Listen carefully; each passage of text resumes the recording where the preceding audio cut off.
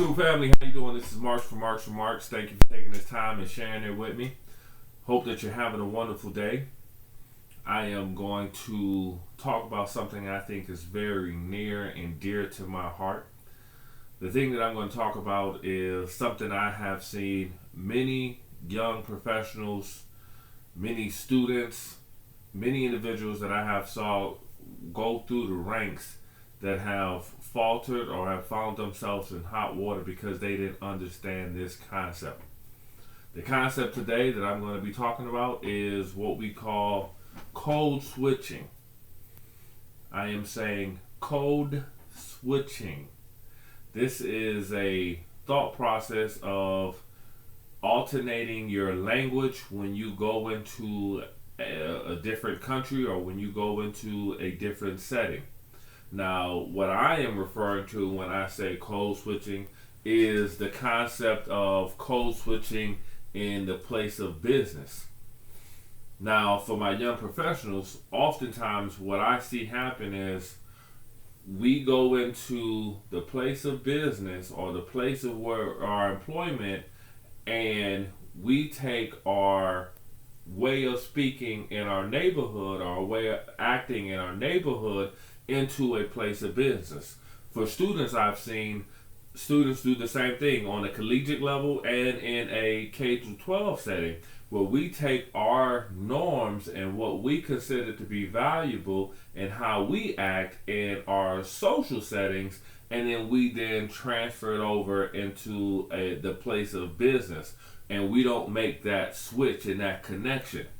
Consequently, not making that jump or not making that switch has then caused us to be in some serious issues. So I'm going to give you 3 areas that we need to code switch in when making that jump from our social setting to then our professional setting.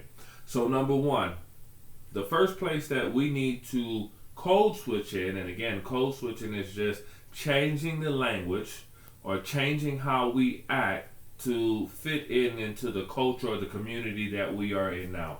So the number one issue that I've seen individuals have problem with in code switching is in their speech. Now, the way I might talk to my friend on my porch at my house is completely different than how I might talk or how I am talking in the workplace. Now, if I see my friend in the neighborhood and I'm like, hey, what's up, bruh? Dog, you good? I'm good. You good? I can use that type of speech because it's a social setting, and that setting does not cause for me to have to speak in a what we might deem a professional tone. So when I go to work, I am not using the same vernacular, the same speech that I have in the neighborhood with my colleagues and my coworkers in the place of business. Also, the content, what I speak about, is significantly different than what I can speak about in a professional setting.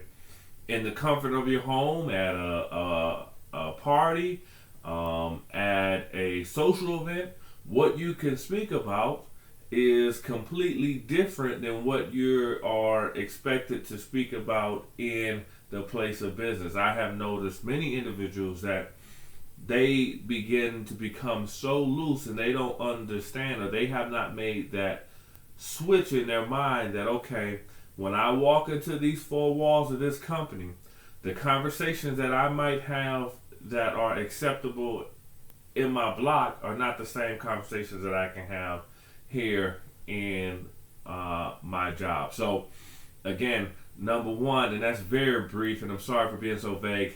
I can go deeper, let me know. But number 1 is the way we speak and the way we communicate. Ebonics and slang, especially if you're in a customer service job, you pick up the phone and the expectation is saying, hello, good morning, how can I help you today? This is such and such from this company. And instead, because you didn't make that jump, you pick up the phone and say, what's up? We chilling here at such and such company. That is not making that switch, and that's not making that jump. So we want to be cognizant of how we speak when we go into our professional setting. Number two, the second place where we have to code switch is the way we dress. Now, when I'm in my non-professional attire, when I am just hanging out at a football game, or if I'm going to a party, or if I'm just hanging out at the house, you might see Mark in a fitted and a button-up, just chilling, relaxing. But when I go into work, I'm always in a suit and tie, or I am in the attire that the company has deemed is appropriate for this place of business. Now, the key is for me is, although I might think that wearing a Miami Dolphins, and I keep Miami Dolphins hat next to me, I might think that a Miami Dolphins fitted is just so cool, and wearing it to the back is the thing that I need to do. But when I go into my place of business, I have to understand that there are a set of norms and values, and there is typically a dress code that is established in that company, and this company or this culture or this place is saying, hey, when we come to this job, this is how we dress. This is the attire that we wear. So if I decide that I want to be a part of that company, or if I want to be a part of that culture, then I need to comply to the rules that are set for me.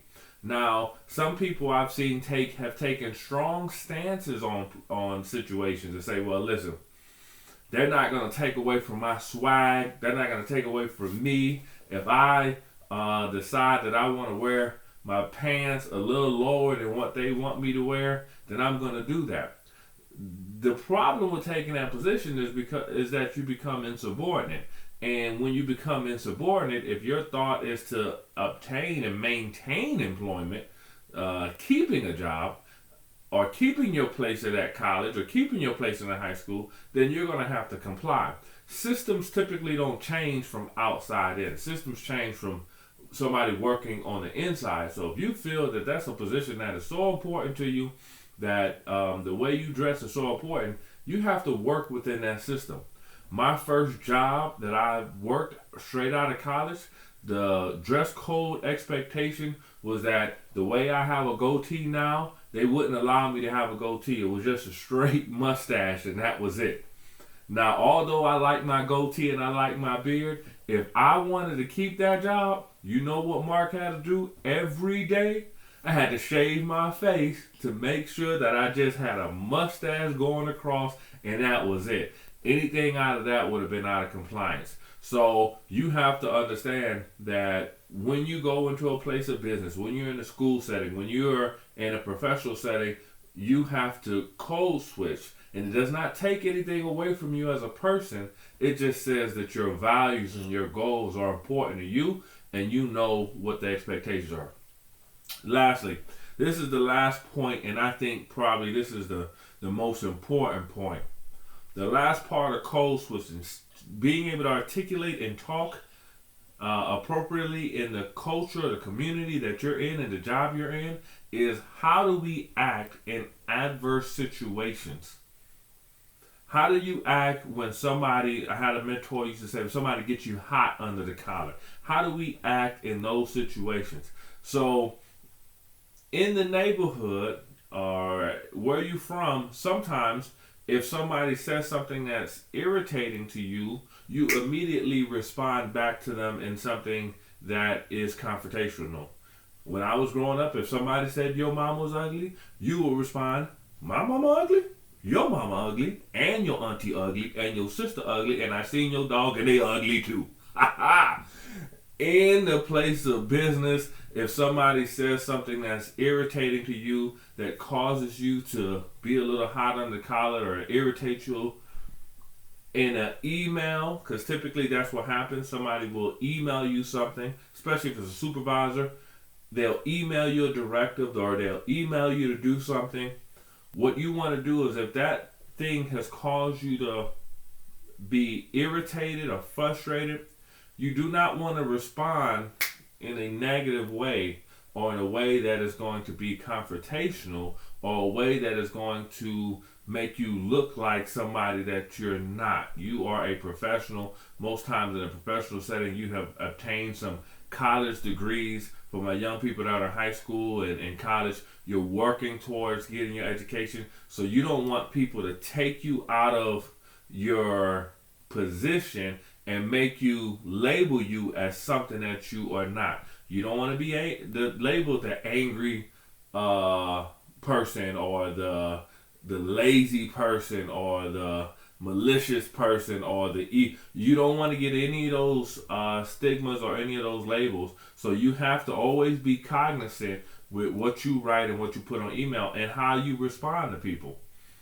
Now, I always say, if somebody has bothered you or did something to you that has caused you to feel some conflict inside, instead of you immediately responding back to them, give your email at least 24 to 48 hours. Before you respond back an email, give yourself at least 24 to 48 hours. Read your email over and make sure that you take out everything that's in there that might cause anyone to perceive you as being something that you are not. So again, those are 3 quick points: how you dress, how you speak, and how do you respond in a professional setting. I'm right up on my time. Give me your thoughts. Let me know what you're thinking. Hit the like button. Hit the share button. I love to hear from you. Thank you again for spending this time with me. Until next time, peace.